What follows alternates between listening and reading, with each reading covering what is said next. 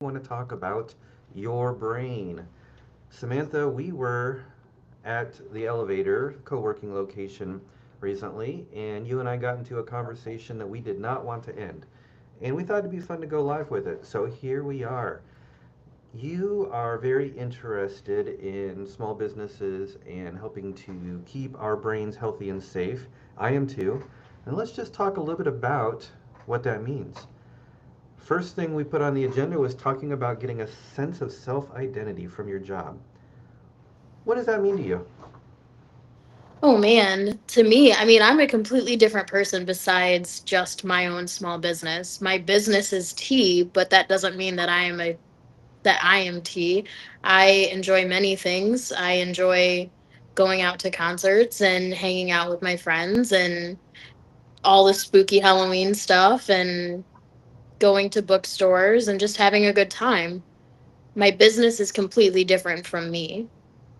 You know, you might be a little special in that sense because I think a lot of people struggle to figure out like where they end and where their business begins. Because I'll just say this, that for me, my business is a very important part of my identity. And when I'm not at work, sometimes my brain is still there thinking about it. I I don't know if it's bad to say that you get a sense of self-identity from your job. You know, for me, helping small businesses is something I'm really proud of, and I chose it. What about you? When you talk about, your tea business, do you kind of is that part of your identity or I feel like it is. It's part of it, not a huge part of it though, I don't think. I originally got started just because I can't personally ingest certain things and I can't let my mind wander like that, and tea is the best way to do it. Historically known, they've been great with ingredients. But when I am out in public with my friends or their parents who are in the elder generation now, or they're like, man, I can't shake this. I can't get over this. Like, what's going on? Why can I not fall asleep at night? I do find myself saying, oh, I have a tea for that. Hey, do you know if you just take this instead of something off the shelf, it might work better. So yeah, I mean, it does become a part of me. Sometimes friends do ask, hey, if this is going on, what can I drink that won't affect me so much? Or what's good? Like, what do you suggest? So yeah, it does become a part of your identity, but it's not your complete identity. you must have done a good job with setting boundaries, and I think that that's a really interesting thing to talk about. But let's do an introduction first. Yeah. Since we're posting on my channel, people probably know me, but they don't know you. So tell us, Samantha, who are you, and what is your business, and then what else should we know about you? Well, my name is Samantha, and I am the creator and founder of Kettleworks. And I use those two separately because if you're the creator, it also means that I am creating each individual handcrafted loose leaf tea. And then I'm also the founder, which means I started the company on my own. Um, Everything that I use is organic ingredients, and it's also historically known to help with different ailments such as insomnia, restless legs, headaches, hydration. There's all different kinds of different things that are just in our own nature, in our own backyard, that we overlook that can be used to solve the simplest of our problems, such as headaches. But also, on top of that, I am a published author and I have a huge space in my heart and soul for mental health advocacy. And that is a big part also of who I am. Thanks. I also care a lot about mental health and advocacy, especially when it comes to men. We were talking about this at the elevator, and a lot of people don't realize that the vast majority of gun deaths, well over half of all gun deaths, are usually middle-aged men pointing the gun at themselves. And it's a really serious problem that I wish got more attention.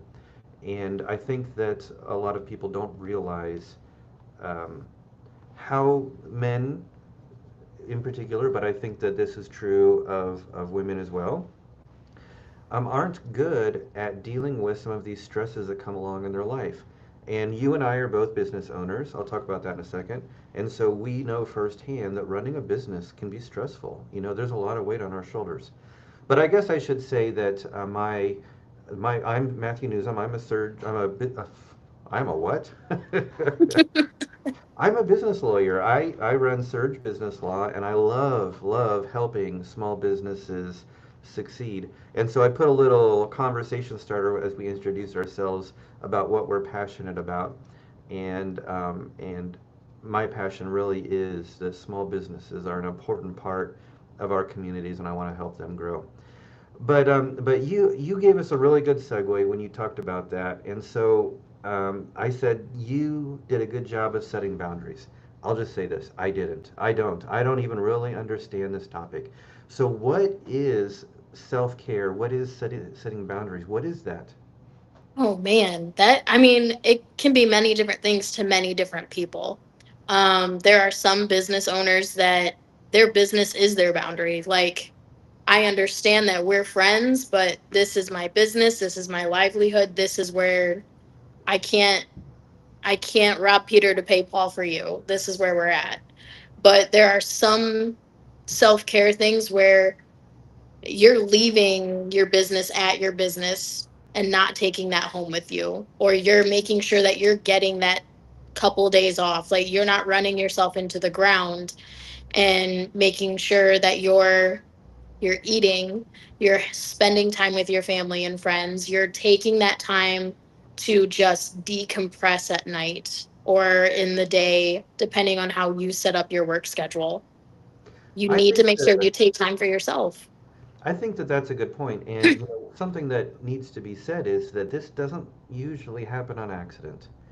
I Right. I started my first like legit business back like in 2001. And the first year I had no boundaries and I had a new baby and my wife said to me, "Matt, it's been 1 year. You've put a lot of effort into this business, but you need to set time when you can be here with us and not working." And I was like, "I do? Oh wow. Okay." And so we set up a plan and my plan was, that I can work 50 hours per week and it had to be, I had to block off some time.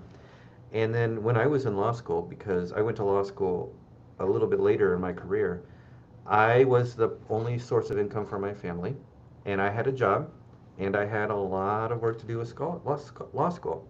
And so we as a family decided that Saturdays, no school, no work. Saturdays was family. And so we had to very, very carefully and deliberately set boundaries because if you're not careful, you know what happens. Yeah. There's a lot of people that I know that have set those boundaries. Thursday, they have Thursday, that's family day, and then they have Sunday that is just Sundays. It's for families only. The phone's going off, everything's going off. You're not able to reach me until Monday morning at 9. That's the earliest I'm available to you on the weekends. Um, Who was that that I mean, guy that there are, wrote that book about the 4 hour work week? Tim yeah, I can't think of his name now, but he wrote that book called The 4 Hour Work Week, and in there he had a not to do list. I've yeah, wondered if you could pull this. Have you read this? I You know, haven't. no. Okay, so he put a lot of things on there not to do, but one of the things that he put on there is he says don't be available 7 days a week, and he even said I've wondered, can a person do this in 2025? He said turn your cell phone off 1 day a week. Now, at the time when he wrote that, we were still using flip phones. Yeah. So, turning your phone off didn't seem that big of a deal. But he said, "You're not the president of the United States. No one's going to die if you turn your phone off 1 day." What do you think? Could we pull that off in 2025? I personally I couldn't, because it's not even my business needs that needs my phone. I have made myself available to anybody to reach out to me when they feel like they have nobody to reach out to. Hmm. So I have made myself that way. Well, So and we've I'm also always built available. we've built a lot of our friendships in virtual communities too. And so, Absolutely. what used to be your neighbors on your block now might be, your Facebook group or your interest group. So maybe we don't turn our phone off. I wonder how we can set those boundaries so that we can have some time for self-care and not necessarily have to turn off our phone. Yeah, I mean, also at the same time, being a virtual community anymore in the way our world works, even that can be self care. When you're, because I often am on Discord or TikTok or Facebook and I'm in chat groups and we're just pinging off of each other left and right and we're just having a good time and decompressing and ranting and venting and just, it's, that is also a form of self care. Well, I'll just say this, that I am an advocate for men especially, but everyone having a counselor, someone that they can Absolutely. talk to. And when I've talked to professionals in this area, they've said that men don't go talk to counselors. That it's a very, very small percentage. And so I want to just give a little encourage out there. And I did talk to my counselor about self-care. And so I'm going to just give you a couple things that we came up with to do Yeah. because these are pretty simple. One is log my food that I'm eating. So I have the Weight Watchers app, and I always felt kind of guilty that I wasn't doing a good job with my eating. And so we decided that was one way that I could look out for myself. And you know what? It doesn't actually take that much effort. Um, I love baking. So maybe not quite as much as you love tea, but I really do love to bake. So I might do that. Drinking the water, making sure to drink water. I'm drinking coffee right now, but I do have my water cup too. So they look kind of the same, but I do have water. So taking some short walks each, a couple times a week, and then skipping the news in the morning. You know, Yes. because I think that national news might be one of the worst inventions for the human Yeah. race. It is, everything that's going on in the world can be super depressing, but at the same time, there are certain things to certain groups of people that can be absolutely hopeful. Um, there's just so many things that are going on, and you're just like, I don't, your brain is like, I don't know which way to go anymore. When we were making our little plan for this meeting beforehand, we talked about these two particular issues. So let's just talk about that. So Yeah. September is Suicide Prevention Month. We're at the Mhm. end of September, but this is something that we can do 12 months a year. And Absolutely. and I already talked about my passion in this area. It affects a large number of people of all types. What does that mean, though, Suicide Prevention Month? So, Suicide Prevention Awareness Month is literally bringing awareness, being there for people, making sure that you're opening yourself up just as much as other people are opening themselves up. And that way you create that community, even if it's based on something that is tragic and that something that you're feeling deep down inside that you're no longer wanting to be here anymore. You're still finding somebody else and you're making sure that they're not alone, that they know you guys are working on it together. You guys are speaking out about it. You're making it known that, hey, it's okay to come talk to me. I am a safe place for anybody to talk to. And I make that known to every single person that I come across, every single person that I have ever had any type of friendship with or short communication with, or that has sat there and read my book and then come back and said, wow, what in the world? I always tell them I am a safe place. No matter what is going on, I will always make time to make sure that you are okay. And I also too want to extend that offer, and people do take me up on that. And I've had many tears shed in my office in my conference room, and I've had to very pointedly ask people, if they need to go talk to somebody right now today, someone more experienced in this area than me. But you know what would be even better is if we could figure out how to prevent people from getting that close. And so we kind of summarize this on our little agenda there of Yeah. feeling at the end of your rope, right? And what do you think gets causes people to get to the end of their rope? In all honesty, there's so many different things, but when it boils down to it, most of the time people are going to say financial Mhm. stressors, your home stressors, anymore. The economy that we live in, our wages they're not matching up to what our cost of living is. And Yeah, people can't afford to live anymore. I agree that the number one end of the rope stressor that I see is financial. And in fact, at least 9 times out of 10, when somebody says to me they feel burnout, I will ask them, are you paying yourself? And the answer is no. Yep, And there's other causes for burnout, but guess what? If absolutely. you're paying yourself, then it helps. Hmm. Helps avoid burnout. And so one of the things that we talk about is making sure that your business is healthy. That's something that you can talk to me about if you feel burnt out, if you feel like you're at the end of the rope. I've had many people say that they've been running their business for 9 months and they haven't paid themselves. Yeah. Um, and it's not good. It's not Yeah, good. no, and I'll share this story again and again. There is a friend of mine who runs a warehouse, runs production in a warehouse, and he let go of one of his employees. The employee went to work for himself, didn't pay himself for 5 years, didn't get his own paycheck, but now he's doing very well for himself, which is fantastic. But also, this was years ago, and we're not in the same type of world anymore. Yes, you're going to struggle, but you shouldn't struggle to the point where you can't afford to eat. And I will here. I've got a book that I keep on my shelf. I will just make a little plug. I don't make any money from this book. It's called Profit First, and it's a way of handling your business finances so that you prioritize paying yourself, and that way you're more likely to spot a serious problem with your business Hmm. before you get to the end of your rope, and then either fix Absolutely. it or change directions.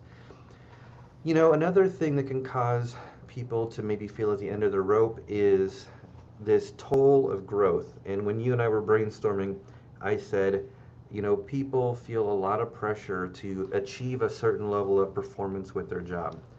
And I'll be honest, I tell people I help people launch, grow, and succeed. But what is healthy growth? What do you think that means?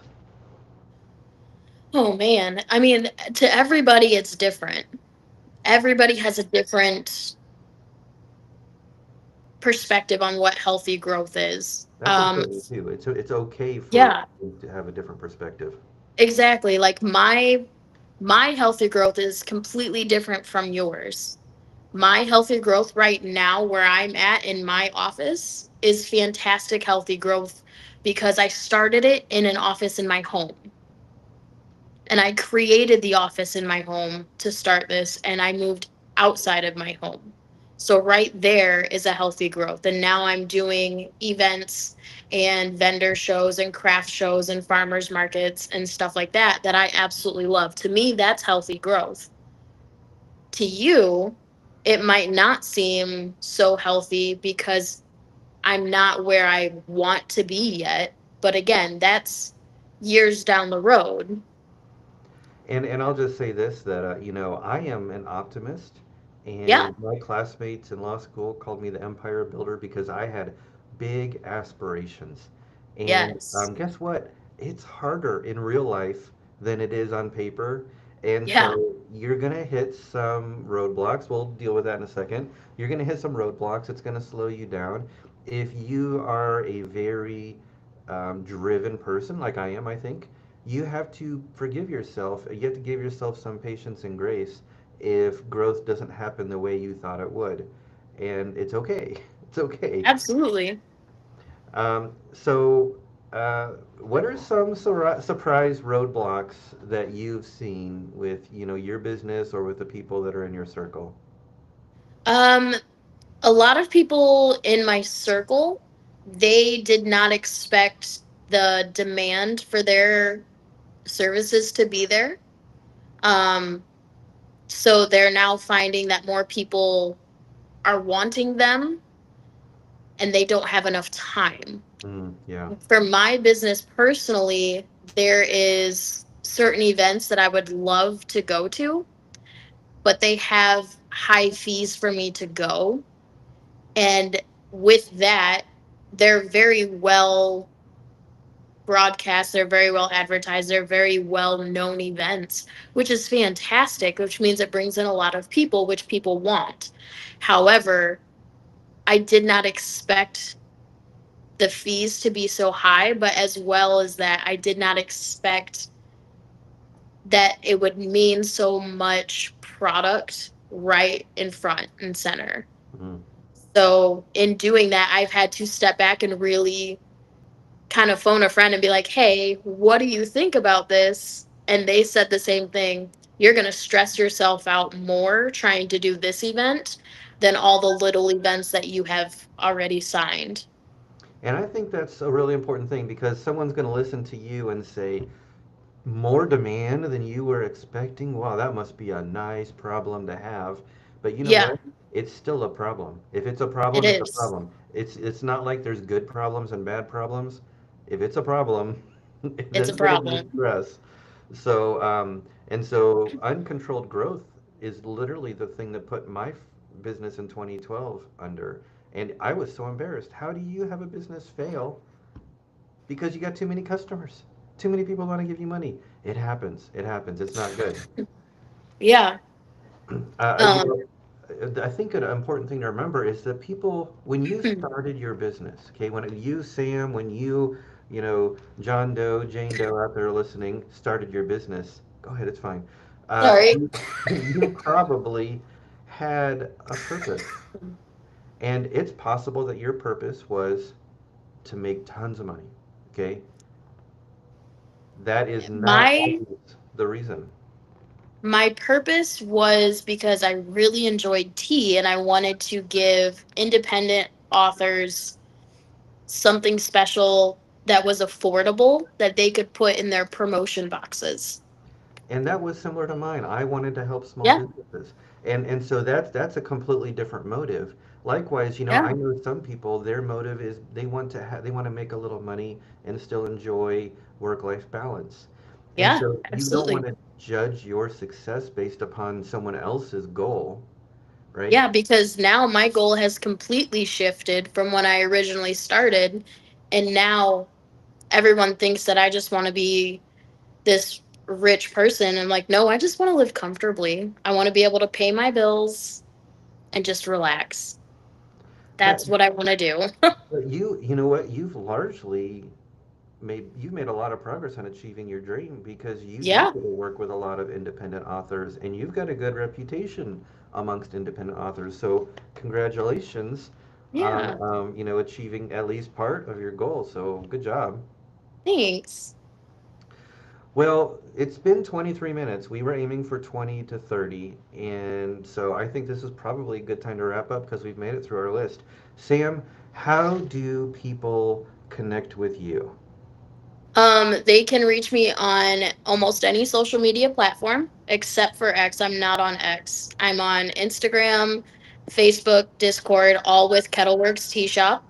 I'm also on TikTok, Kettleworks Tea Shop, and then, or you can email me at samantha.kettleworks@gmail.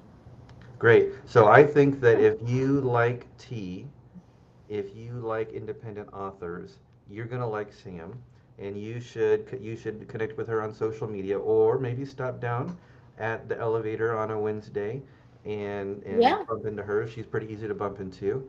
If you want to connect with me, first of all, you're probably looking at my social media already, but you can find me on the web at surge.law. If you're a small business owner, I would love to see if there's a way that we can help you either launch, grow, or succeed. Samantha, thanks a ton for Yeah. being so passionate about this and going live with me spontaneously. It was fun. I'd like to do it again. Absolutely. Whenever. I'm always Oh, available. all right, well, let's call that a wrap. I'll hit the stop button.